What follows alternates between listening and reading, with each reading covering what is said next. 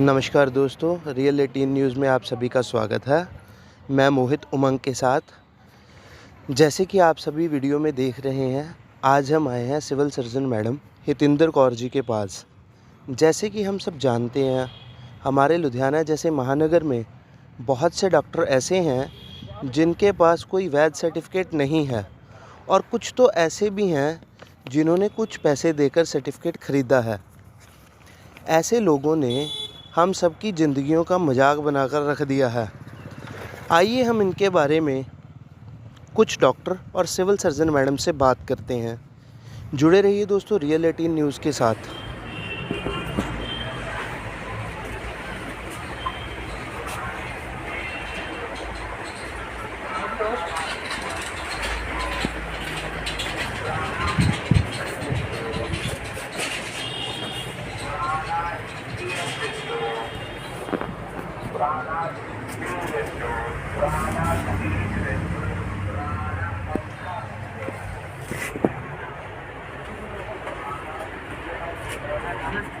कूड़े वाले में ड्रिप कैसे आ गई? नॉर्मल पेशेंट को देता हूँ सर। नहीं, नॉर्मल जैसे कि आप आगे हम आगे, चलो भाई कमजोरी हो गया। अच्छा जी, चलो हाँ कमजोरी हो गया तो आप उसे ड्रिप लगा दोगे, मतलब उसे थोड़ा नॉर्मल कर देते। अच्छा, नॉर्मल कर देते हो, ठीक है जी। नॉर्मल कैसे कर देते हो? नॉर्मल जैसे कि उसको डायरिया हो गया, कलरा हो गया, हाँ जी, 2 बोतल उसको चढ़ा दिए, उसको आराम कर दिए। अच्छा जी, उसको एंटीबायोटिक दे दिए। हाँ उसको एंटीबायोटिक दे दीजिए। मान लीजिए अगर किसी को कोई इंजेक्शन रिएक्शन कर जाए तो नहीं करेगा सर। क्यों नहीं करेगा? मुझे ये बताइए, क्यों नहीं करेगा? आप कैसे बोल सकते हो? पड़ता है सर। हाँ तो काम सीरियस मरीज थोड़ी देखना है। अच्छा जी, जैसे मान चले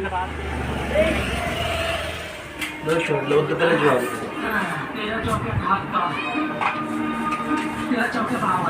शोभा कल सुबह 4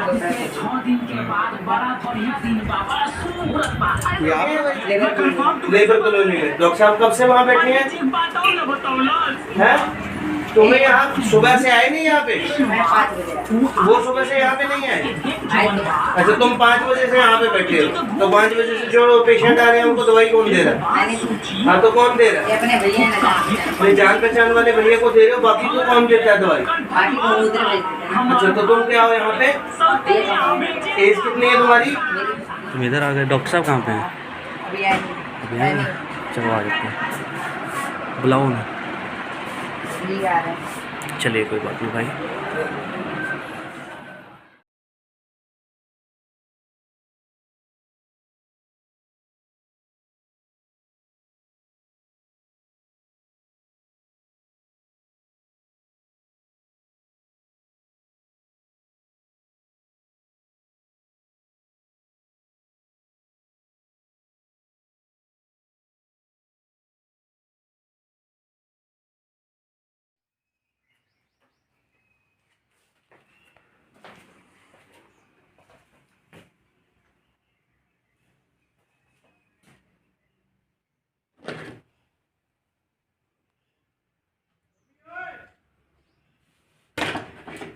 डस्टबिन देखो।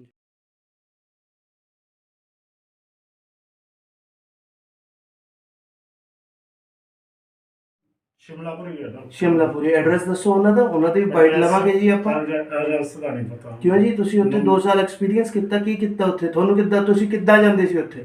ਸਾਡੀ ਮਹੀਨੇ ਬਾਅਦ 5 ਤਰੀਕ ਨੂੰ ਮੀਟਿੰਗ ਹੁੰਦੀ। ਨਹੀਂ, ਮਹੀਨੇ ਬਾਅਦ 5 ਤਰੀਕ ਨੂੰ ਮੀਟਿੰਗ ਤਾਂ ਹੁੰਦੀ ਹੈ। ਤੁਸੀਂ 2 ਸਾਲ ਦਾ ਐਕਸਪੀਰੀਅੰਸ ਜਿਹੜਾ ਕੀਤਾ ਉਹ ਕਿਹਨਾਂ ਕੋਲ ਕੀਤਾ? ਡਾਕਟਰ ਰਾਜੂ ਕੋਲ ਹੀ ਕੀਤਾ ਨਾ? ਫਿਰ ਤੁਹਾਨੂੰ ਉਹਨਾਂ ਦਾ ਐਡਰੈਸ ਨਹੀਂ ਪਤਾ? ਉਹ ਸ਼ਿਮਲਾਪੁਰੀ ਆ ਹੁਣ। ਸ਼ਿਮਲਾਪੁਰੀ ਕਿੱਥੇ ਸਰ? ਸ਼ਿਮਲਾਪੁਰੀ ਬਹੁਤ ਵੱਡੀ ਹੈ। ਸ਼ਿਮਲਾਪੁਰੀ ਕਿੱਥੇ?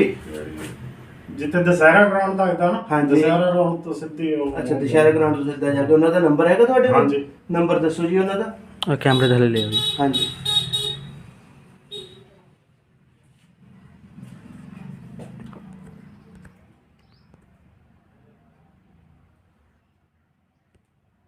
ਨੜਿਨਵੇਂ 148 99148 37786। 37786। ਹਾਂਜੀ। ਠੀਕ ਹੈ ਜੀ। ਡਾਕਟਰ ਰਾਜੂ ਨੇ ਮਤਲਬ ਹੋਰ ਵੀ ਕਈਆਂ ਨੂੰ ਆਪਾਂ ਨੂੰ ਸਰਟੀਫਿਕੇਟ ਹਾਂਜੀ, ਵੰਡੇ ਨੇ ਜੀ? ਹਾਂਜੀ। ਕਿੰਨੇ ਕੁ ਬੰਦਿਆਂ ਨੂੰ ਵੰਡੇ ਨੇ? ਹੈਗੇ 40 100 150 ਬੰਦਾ ਵਾ। 100-150 ਬੰਦਾ ਵਾ ਜਿਨ੍ਹਾਂ ਨੂੰ ਡਾਕਟਰ ਰਾਜੂ ਨੇ। ਇਹਨਾਂ ਨੇ ਕਿੰਨੇ ਪੈਸੇ ਲਏ ਆ ਤੁਹਾਨੂੰ ਸਰਟੀਫਿਕੇਟ ਦੇਣ ਦੇ? ਇਹਨਾਂ ਨੇ ਲਿਖਤੇ ਸੀ, ਇੱਕ ਮਿੰਟ ਯਾਦ ਕਰੂੰਗਾ। ਹਾਂਜੀ ਕਰ ਲਓ। ਦੇਖ ਲਓ ਦੋਸਤੋ, ਇਹ ਆਪਣੇ ਮਤਲਬ ਸੀ ਕੋਰਸ ਕਰਿਆ, ਤੁਹਾਨੂੰ ਪਤਾ ਹੋਏਗਾ, ਤੁਸੀਂ 10,000 ਦਿਆ, 50,000 ਦਿਆ, ਲੱਖ ਦਿਆ, 2 ਲੱਖ ਦਿਆ, ਕਿੰਨੇ 10,000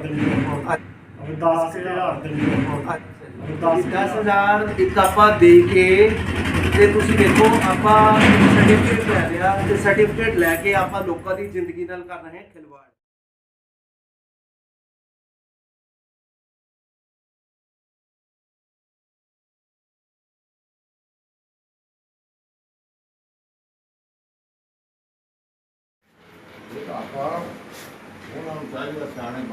ਉਹ ਤਾਂ ਨਹੀਂ ਕੱਲ ਐਸਐਮਓ ਸਾਹਿਬ ਨੂੰ ਪੇਸ਼ ਕਰ ਦਿੰਦੇ ਹਾਂ। ਠੀਕ ਹੈ, ਗੱਲ ਸੁਣੋਗੇ ਉਹਨਾਂ ਜਿਹੜੀ ਸਾਡੀਆਂ ਨੇ ਨਹੀਂ ਮਤਲਬ ਮੇਰਾ ਕਹਿੰਦਾ ਹੁਣ ਪਿੰਡ ਦੇ ਵਿੱਚ ਲੋਕ ਸੁਵਿਧਾ ਦੇਣ ਲਈ ਡਾਕਟਰ ਆਪਣੇ ਪਿੰਡ ਦੇ ਵਿੱਚ ਸੁਵਿਧਾ ਦੇਣ ਲਈ ਤਾਂ ਆਪਣੇ ਜਿਹੜੇ ਸੀਐਮ ਭਗਵੰਤ ਮਾਨ ਸਾਹਿਬ ਨੇ ਮੁਹੱਲਾ ਕਲੀਨਿਕ ਖੋਲ ਰਹੇ ਨੇ, ਜਿੱਥੇ ਐਮਬੀਬੀਐਸ ਡਾਕਟਰ ਬੈਠੇ ਹੁੰਦੇ ਨੇ। ਇੱਕ ਆਯੁਰਵੈਦਿਕ ਡਾਕਟਰ ਨੂੰ ਤਾਂ ਆਰਐਮਪੀ ਦੇ ਵਿੱਚ ਸਸਤੀ ਸੁਵਿਧਾ ਦੇਣ ਲਈ ਲੋਕਾਂ ਅਮਰੀਕਾ ਦੇ ਬੇਸ ਤੇ ਵੀ ਐਂ ਲੋਕਾਂ ਨੂੰ ਸ਼ੁਰੂ ਤੋਂ ਦੇ ਰਹੇ ਨੇ ਲੋਕ। ਨਹੀਂ, ਆਯੁਰਵੈਦਿਕ ਡਾਕਟਰ ਜਿਹੜੇ ਹੁੰਦੇ ਆ, ਆਯੁਰਵੈਦਿਕ ਡਾਕਟਰ ਤਾਂ ਆਯੁਰਵੈਦਿਕ ਦਵਾਈ ਹੀ ਦੇ ਸਕਦੇ ਨੇ। ਸਰਕਾਰ ਦਾ ਕੰਮ ਹੈ ਨਾ, ਸਰਕਾਰ ਕਹਿੰਦੀ ਵੀ ਉਹਨਾਂ ਲੋਕ ਪਿੰਡਾਂ ਦੇ ਕੀ ਕਰਨਗੇ, ਲੋਕ ਮਰਨਾ ਉਹਨਾਂ ਨੇ ਵਿਚਾਰਿਆਂ ਨੂੰ, ਉਹਨਾਂ ਨੂੰ ਦੇਣੀ ਸੁਵਿਧਾ ਦੇਣੀ ਪੈਂਦੀ ਹੈ। ਡਾਕਟਰ ਆਪ ਮਤਲਬ ਤੁਹਾਨੂੰ ਡਾਕਟਰ ਬਿਠਾਉਂਦੇ ਨੇ? ਡਾਕਟਰ ਆਪ ਨਹੀਂ, ਸਾਰੇ ਪਿੰਡਾਂ ਦੇ ਵਿੱਚ ਜਿੰਨੇ ਵੀ ਡਾਕਟਰ ਸਿਵਲ ਹਸਪੀਟਲ ਦੇ ਜਿਹੜੇ ਡਾਕਟਰ ਨੇ ਠੀਕ ਹੈ, ਨਹੀਂ ਜਿਹੜੇ ਸਿਵਲ ਹਸਪੀਟਲ ਦੇ ਡਾਕਟਰ ਨੇ ਕਿਹਾ, ਕਿਆ ਤੁਹਾਨੂੰ ਉਹਨਾਂ ਦਾ ਨਾਮ ਪਤਾ ਹੈ ਜੀ? ਨਹੀਂ, ਨਾ ਨਹੀਂ ਮੈਨੂੰ ਹੁਣ ਕੀ ਬਹੁਤ। ਅੱਛਾ, ਬਾਏ ਫੇਸ ਪਛਾਣ ਲਓਗੇ? ਬਾਏ ਫੇਸ ਪਛਾਣ ਲਓਗੇ? ਸਰਕਾਰੀ ਹਸਪਤਾਲ ਤੇ ਮੀਟਿੰਗ ਸਾਰਾ ਦੁਨੀਆ ਬੈਠਦੀ ਉੱਥੇ ਜਾ ਕੇ। ਸਰਕਾਰੀ ਹਸਪਤਾਲ ਮੀਟਿੰਗ ਹੋਈ ਸੀ ਤੁਹਾਡੀ ਜਦ ਉਹਨਾਂ ਨੇ ਕਿਹਾ? ਹਾਂ ਹੋਈ, ਬਹੁਤ ਵਾਰੀ ਹੋਈ। ਹਾਂ, ਜਾਰੀ ਸਾਡਾ ਜਿਹੜਾ ਆਯੁਰਵੈਦ ਬੋਰਡ ਹੈ, ਹੈਲਥ ਮਿਨਿਸਟਰ ਆਉਂਦੇ ਨੇ, ਹੈਲਥ ਮੰਤਰੀ ਜੀ ਆਉਂਦੇ, ਉਹਨਾਂ ਨੂੰ ਪਤਾ। ਮੈਨੂੰ ਤਾਂ ਸਾਨੂੰ ਤਾਂ ਬੋਰਡ ਆਯੁਰਵੈਦਿਕ ਆਉਂਦਾ, ਉਹਨਾਂ ਨੂੰ ਪਤਾ, ਆਪਾਂ ਨੂੰ ਤਾਂ ਸਾਨੂੰ ਇਹਦੇ ਬਾਰੇ ਕੀ ਪਤਾ। ਅੱਛਾ, ਵੈਸੇ ਸੇਵਾ ਕਰਨੀ ਆ ਜੀ ਬਸ। ਵੈਸੇ ਅਸੀਂ ਜਿਹੜਾ ਤੁਹਾਡੇ ਕੋਲ ਇੱਥੇ ਆਏ ਸੀ ਕਿ ਸਾਨੂੰ ਡ੍ਰਿਪ ਵਗੈਰਾ ਦਾ ਤਾਂ ਪਤਾ ਨਹੀਂ ਸੀ, ਸਾਨੂੰ ਜਿਹੜਾ ਪਤਾ ਲੱਗਿਆ ਸੀ, ਸਾਨੂੰ ਤਾਂ ਇਹ ਪਤਾ ਲੱਗਿਆ ਸੀ ਵੀ ਤੁਸੀਂ ਨਸ਼ੇ ਦੀਆਂ ਗੋਲੀਆਂ ਵੇਚਦੇ ਹੋ। ਨਹੀਂ ਕੋਈ ਨਹੀਂ ਨਾ, ਸਾਡਾ ਜਿਹੜੀ ਪ੍ਰੈਗਾਸਿਪ ਵੇਚਦੇ ਹੋ। ਸਾਲ ਦਾ ਮੈਂ 5000 ਬਾਬਾ ਦੀ, ਉਹ ਸਾਲੇ ਲੋਕ ਜੋ ਮਰਜ਼ੀ ਬੰਦਾ। ਆਪਾਂ ਪ੍ਰੈਗਾਸਿਪ ਨਹੀਂ ਵੇਚਦੇ ਜੀ? ਕੋਈ ਇੱਕ ਨਹੀਂ ਵੇਚਦੇ ਕੱਚਾ, ਨਾ ਸਾਡੇ ਕੋਲ, ਨਾ ਸਾਨੂੰ ਕੋਈ ਲੋੜ ਹੀ ਨਹੀਂ। ਸਾਨੂੰ ਮੇਰੀ ਪ੍ਰੈਕਟਿਸ 'ਚ ਬਿੱਲ ਨਹੀਂ ਮਿਲਦਾ, ਆਪਾਂ ਤੇ ਜਨਰਲ ਪ੍ਰੈਕਟਿਸ, ਕੋਈ ਪ੍ਰੈਗਾ ਨਹੀਂ ਸਿਬਤ ਵੇਚਦੇ, ਕੋਈ ਚੀਜ਼ ਨਹੀਂ। ਆਪਾਂ ਕਦੇ ਅੱਜ ਤੱਕ ਹੱਥ ਨਹੀਂ ਲਾਉਂਦੇ ਆਪਾਂ ਨੂੰ, ਕੋਈ ਨਸ਼ੇ ਦਾ ਤੁਹਾਨੂੰ ਲੋੜ ਹੀ ਨਹੀਂ ਹੈ ਜੀ। ਐਵੇਂ ਮਰੀ ਜਾਂਦਾ, ਜੋ ਨਾ ਮਰਜ਼ੀ ਬਦਨਾਮ ਤਾਂ ਮੈਨੂੰ ਭੇਜਦਾ, ਮੈਂ ਆਪ DGP ਰੁਪਇਆ ਪੜ੍ਹਾਈ ਕਰਵਾਇਆ ਤੇ ਉਸ ਦੇ ਬਿਹਾਫ ਤੇ ਆਪਾਂ ਇੱਕ ਟ੍ਰੇਨਿੰਗ ਲੈ ਕੇ ਆਪਾਂ ਇਸ ਦੇ ਬਾਰੇ ਮੈਨੂੰ ਨੌਲੇਜ ਹੈ। ਆਪਣਾ ਜੋ ਕੰਮ ਹੈ, ਅੱਛਾ ਆਪਾਂ ਕੀ ਸਰਵਿਸ ਪ੍ਰੋਵਾਈਡ ਕਰਦੇ ਹਾਂ? ਆਪਾਂ ਜਿੱਦਾਂ ਜਨਰਲ ਪੇਸ਼ੈਂਟ ਆ ਜਾਂਦੇ ਨੇ, ਹਾਂਜੀ, ਜਿੱਦਾਂ ਐਬਡੋਮਨ ਪੇਨ ਆ ਗਿਆ ਜਾਂ ਵੀਕਨੈਸ ਦੇ ਨਾਲ ਆ ਜਾਂਦੇ ਨੇ। ਠੀਕ ਹੈ ਜੀ। ਹਾਂਜੀ, ਇੰਜੈਕਸ਼ਨਸ ਵਗੈਰਾ, ਡ੍ਰਿਪਸ ਵਗੈਰਾ? ਉਹ ਜਿੱਦਾਂ ਪੇਸ਼ੈਂਟ ਦੀ ਕੰਡੀਸ਼ਨ ਉਹਦੇ ਅਕੋਰਡਿੰਗ ਹੈ, ਅਦਰਵਾਈਜ਼ ਇੰਜੈਕਸ਼ਨ ਵੀ ਲਗਾ ਦਿੰਦੇ ਹੋ ਤੇ ਡ੍ਰਿਪ ਵਗੈਰਾ ਵੀ ਲਗਾ ਦਿੰਦੇ ਹੋ? ਲਗਾ ਦਿੰਦੇ ਨੇ। ਠੀਕ ਹੈ, ਲਗਾ ਦਿੰਦੇ ਹੋ? ਹਾਂਜੀ, ਲਗਾ ਦਿੰਦੇ ਜੀ। और सर ਤੁਹਾਨੂੰ वो पता है मतलब कि जो मेरी नॉलेज ਦੇ ਵਿੱਚ है, जो CMA ED है और अपने जो BA MS हैं, वो ना इंजेक्शन लगा सकते हैं ਤੇ ਨਾ ਹੀ ਆਪਣੇ ਡ੍ਰਿਪ ਲਗਾ ਸਕਦੇ ਹੋ। ਨਹੀਂ, ਇੱਦਾਂ ਦਾ ਤਾਂ ਕੁਝ ਨਹੀਂ ਹੈਗਾ ਜੀ। ਨਹੀਂ, ਤੁਹਾਨੂੰ ਕਿੰਨੇ ਮਤਲਬ ਤੁਸੀਂ ਪੜ੍ਹੇ ਲਿਖੇ ਹੋ, ਤੁਸੀਂ ਵੈਲ ਕੁਆਲੀਫਾਈਡ ਹੋ, ਤੁਹਾਨੂੰ ਤਾਂ ਇਹਦੇ ਬਾਰੇ ਨੌਲੇਜ ਹੋਏਗੀ। ਹਾਂਜੀ ਹਾਂਜੀ। ਕੀ ਮਤਲਬ ਤੁਸੀਂ ਇਹਦੇ ਬਾਰੇ ਕੀ ਕਹਿਣਾ ਚਾਹੁੰਦੇ ਹੋ? ਕਿ ਪੇਸ਼ੈਂਟ ਦੀ ਕੰਡੀਸ਼ਨ ਦੇ ਉੱਤੇ ਹੈ, ਜਿੱਦਾਂ ਜਨਰਲ ਪੇਸ਼ੈਂਟ ਆਉਂਦਾ ਮੈਡੀਸਨ ਦੇ ਕੇ ਨਹੀਂ, ਪੇਸ਼ੈਂਟ ਜਿੱਦਾਂ ਕਿ ਪੇਨ ਹੁੰਦੀ ਹੈ ਜ਼ਿਆਦਾ ਤੇ ਤਾਂ ਐਡਵਾਈਸ ਦੇ ਰਹੀ ਹੈ, ਵਰਨਾ ਅਦਰਵਾਈਜ਼ ਬਹੁਤ ਰੇਅਰ ਹੀ ਕੇਸ ਹੁੰਦਾ। ਕਿ ਵੈਸੇ ਤਾਂ ਕੋਈ ਕੇਸ ਆਉਂਦਾ ਨਹੀਂ, ਆਏ ਵਿਦਿਨ 5 ਮੰਥ ਹੀ ਹੋਏ ਨੇ ਮੈਨੂੰ ਇੱਥੇ ਸੀਟਿੰਗ 'ਚ। नहीं एडवाइस आप काम कर सकते हो, वरना आप नहीं कर सकते। इधर थले भी ले, देखो ब्लड सैंपल भी ले रहे हैं डॉक्टर साहब। वो ब्लड सैंपल तो वो दूसरा चलो।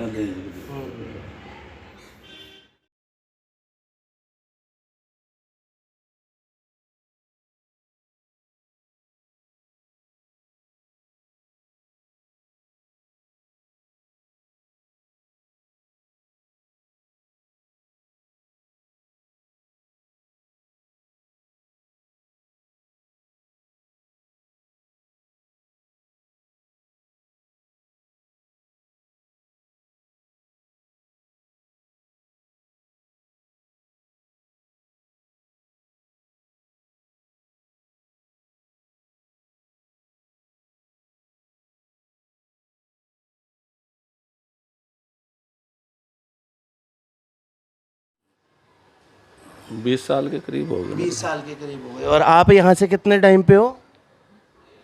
टाइम तो मेरा काफ़ी मतलब 29 साल हो गए मुझे। कोई बस 29 साल से यहीं पे क्लिनिक चला रहे हो? हाँ, कोई शिकायत। यहाँ पे सिर्फ आप ही बैठते हो या कोई और भी बैठता है? मैं ही बैठता हूँ। अच्छा, आप ही बैठते हैं। हाँ, कोई तो दिक्कत मतलब 32 आपको 29 साल हो गए जैसे कि आप बता रहे हो, 29 साल में आपके पास कोई प्रशासन का कोई बंदा नहीं आया, किसी ने आपसे पूछा नहीं कि आप किस डिग्री से बैठे हो, क्या काम कर रहे हो?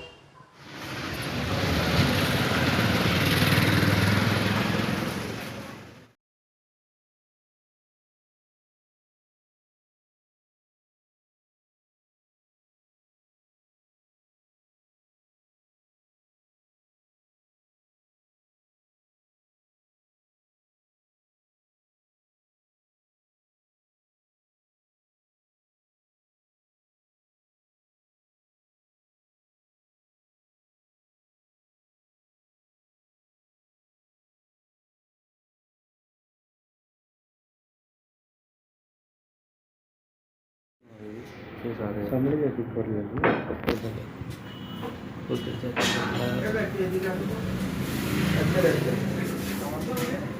मतलब ये जो आप ब्लड सैंपल ले रहे हो, इंजेक्शन लगा रहे हो, ड्रिप्स लगा रहे हो, ये आपके पास कुछ भी नहीं है? ये इतनी दवाइयाँ ले रखी हैं, आप लोगों को दवाइयाँ दे रहे हो, किस बिहाफ पे दे रहे हो? ये इसे प्रैक्टिस सीखा था तभी दे कितना टाइम सीखा था आपने? 3 साल सीखा था जी। कहाँ पे सीखा था? बाहर से सीखा था, बाहर से कहाँ से सीखा? राजस्थान से। राजस्थान। हाँ जी, डॉक्टर का नाम बता सकते हो आप? एक्सपायर हो गया। एक्सपायर हो गया? नाम तो होगा उसका, कोई नाम थोड़ी ना एक्सपायर होता है, बंदा एक्सपायर। गौतम नाम है, गौतम। गौतम। अच्छा जी, तो उन्होंने आपको क्या बोला था कि जाके आप अपना क्लिनिक कर सकते हो? मैं सीखा था, उसके बाद यहाँ पे बैठा हूँ। हाँ जी। तो आपको प्रशासन का बिल्कुल डर नहीं है? मतलब डर तो है, डर प्रशासन का किसको डर नहीं है, किसी को कम किसी को ज़्यादा। तो आपको कम है या ज़्यादा है? नहीं जी, डर तो है ही। नहीं, आपको कम है या ज़्यादा है? नहीं, डर तो है जी, पूरा है। कितना है? आप बोल रहे हो ना किसी को कम किसी को ज़्यादा, आपको कितना है? नहीं, जिसके पास है उसको तो कोई डर नहीं, हमारे पास कुछ नहीं, हमको तो डर है जी। आपको डर है? हाँ जी। तो फिर आप बिना डरे कैसे काम कर रहे हो? कर अगर आपको डर है तो आप बिना डरे कैसे काम कर रहे हो? कर रहा हूँ जी, जैसे करके जैसे करके मतलब? कर रहा हूँ। मैम जी अपने अनरजिस्टर्ड क्लिनिक खुले हुए ने, ਉਹਨਾਂ ਤੇ ਆਪਣੀ ਕੀ ਚੱਲ ਰਹੀ ਹੈ? ਜੇ ਕੋਈ ਅਨਰਜਿਸਟਰਡ ਕਲੀਨਿਕ ਹੁੰਦਾ ਹੈ ਤੇ ਉਸ ਸੰਬੰਧੀ ਜੇ ਸਾਨੂੰ ਕੋਈ ਵੀ ਕੰਪਲੇਂਟ ਰਿਸੀਵ ਹੁੰਦੀ ਹੈ ਕਿ ਕੋਈ ਕਿਸੇ ਜਗ੍ਹਾ ਤੇ ਅਨਰਜਿਸਟਰਡ ਕਲੀਨਿਕ ਹੈ ਜਾਂ ਅਨਅਧਿਕਾਰਿਤ ਕੋਈ ਟ੍ਰੀਟਮੈਂਟ ਕਰ ਰਿਹਾ ਹੈ ਤਾਂ ਉਸ ਸੰਬੰਧੀ ਅਸੀਂ ਇੱਕ ਬੋਰਡ ਬਣਾਉਂਦੇ ਹਾਂ ਜਿਹਦੇ ਵਿੱਚ ਇੱਕ ਸਾਡੇ ਪ੍ਰੋਗਰਾਮ ਆਫੀਸਰ ਹੁੰਦੇ ਹਨ ਤੇ ਇੱਕ ਸਾਡੇ ਜੇ ਉਹ ਡਰੱਗਸ ਨਾਲ ਰਿਲੇਟਡ ਹੈ ਤਾਂ ਜਿਹੜੇ ਸਾਡੇ ਡਰੱਗ ਇੰਸਪੈਕਟਰ ਹਨ ਉਹ ਹੁੰਦੇ ਹਨ। ਉਸ ਤੋਂ ਬਾਅਦ ਉਹਨਾਂ ਕੋਲੋਂ ਇਹ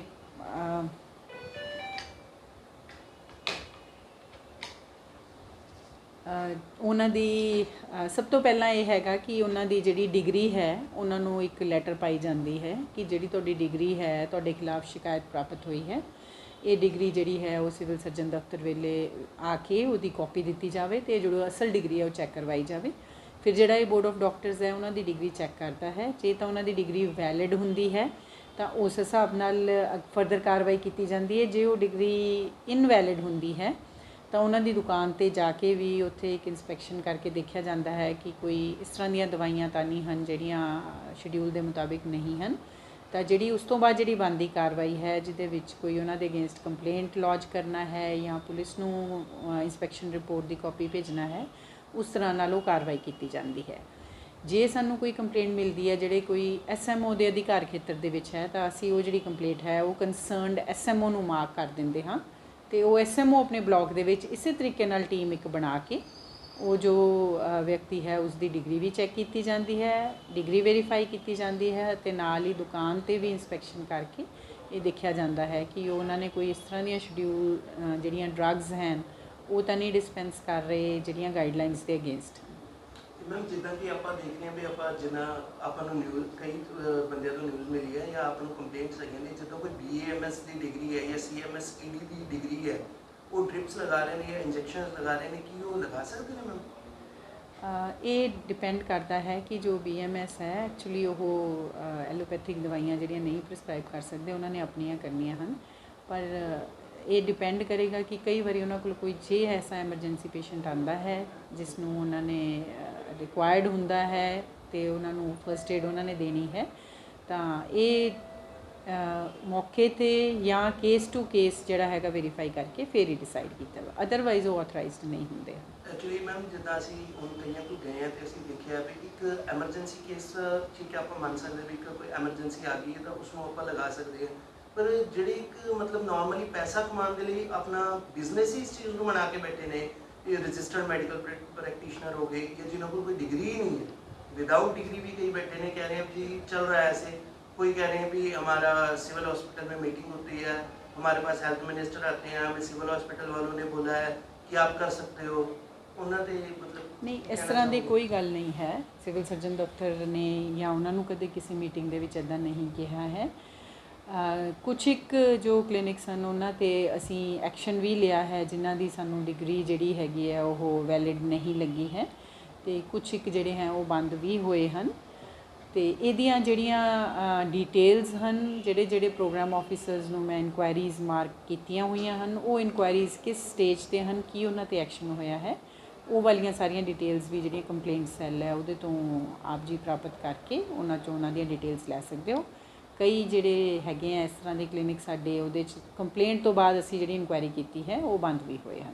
ਮੈਨੂੰ ਸਰ ਸਰਵੇ ਦੇ ਵਿੱਚ ਐਸਾ ਵੀ ਪਤਾ ਲੱਗਿਆ ਹੈ ਕੁਝ ਅਜਿਹੇ ਡਾਕਟਰ ਐਸੇ ਵੀ ਨੇ ਜਿਹੜੇ 10,000 ਰੁਪਏ ਦੇ ਕੇ ਇੱਕ ਪ੍ਰੈਕਟੀਸ਼ਨਰ ਦੀ ਡਿਗਰੀ ਜਾਂ ਕੋਈ ਵੀ CMSC ਦੀ ਡਿਗਰੀ ਜਿਹੜੇ ਪ੍ਰੋਵਾਈਡ ਕਰਾ ਰਹੇ ਨੇ, ਉਹ ਆਪਣੇ ਬੰਦਾ ਮੂੰਹੋਂ ਕਹਿ ਰਿਹਾ ਕਹਿੰਦਾ ਸਾਡੇ ਸਾਹਮਣੇ 100-150 ਬੰਦਿਆਂ ਨੂੰ 10,000 ਰੁਪਏ ਲੈ ਕੇ ਡਿਗਰੀ ਪ੍ਰੋਵਾਈਡ ਕਰਾਈ ਗਈ ਹੈ।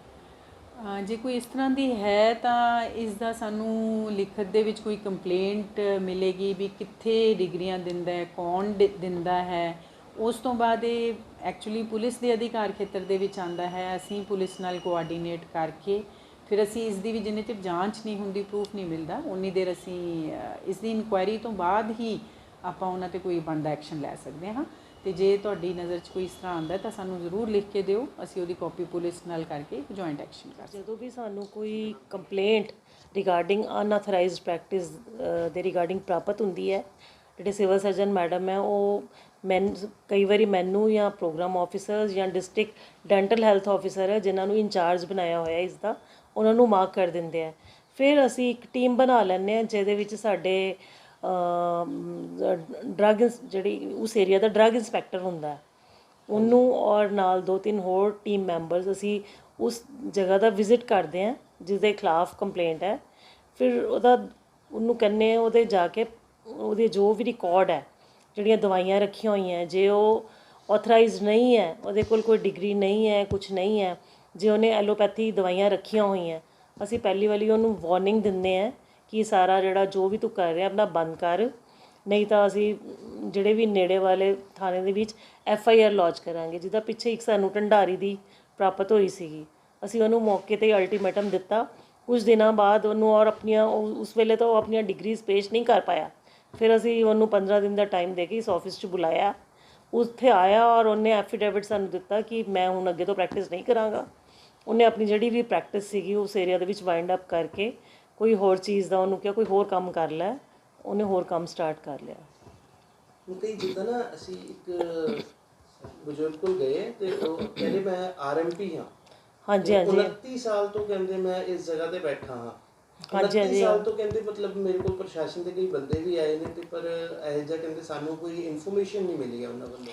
ਸਾਨੂੰ ਜਦੋਂ ਵੀ ਕੋਈ ਲਿਖਤੀ ਸ਼ਿਕਾਇਤ ਪ੍ਰਾਪਤ ਹੁੰਦੀ ਹੈ ਉਦੋਂ ਅਸੀਂ ਮੌਕੇ ਦੇ ਜਾ ਕੇ ਇੰਸਪੈਕਸ਼ਨ ਕਰਦੇ ਹਾਂ। ਵੈਸੇ ਜਿਹੜੇ ਵੀ ਸਾਡੇ ਸੀਨੀਅਰ ਮੈਡੀਕਲ ਆਫਿਸਰਸ ਹੈ ਉਹਨਾਂ ਨੂੰ ਉਸ ਏਰੀਆ ਦੇ ਉਹ ਇੰਚਾਰਜ ਹੁੰਦੇ ਆ, ਉਹ ਕਿਸੇ ਵੀ ਅਨਆਥੋਰਾਈਜ਼ਡ ਜਿਹੜੀ ਪ੍ਰੈਕਟਿਸ ਕੋਈ ਕਰ ਰਿਹਾ ਹੁੰਦਾ ਹੈ ਉਸ ਦੇ ਨੇੜੇ ਦੇ ਥਾਣੇ 'ਚ ਸ਼ਿਕਾਇਤ ਕਰਕੇ ਉਸ 'ਤੇ ਕਾਰਵਾਈ ਕਰਾ ਸਕਦੇ ਆ। ਠੀਕ ਹੈ ਮੈਮ, ਥੈਂਕ ਯੂ ਜੀ।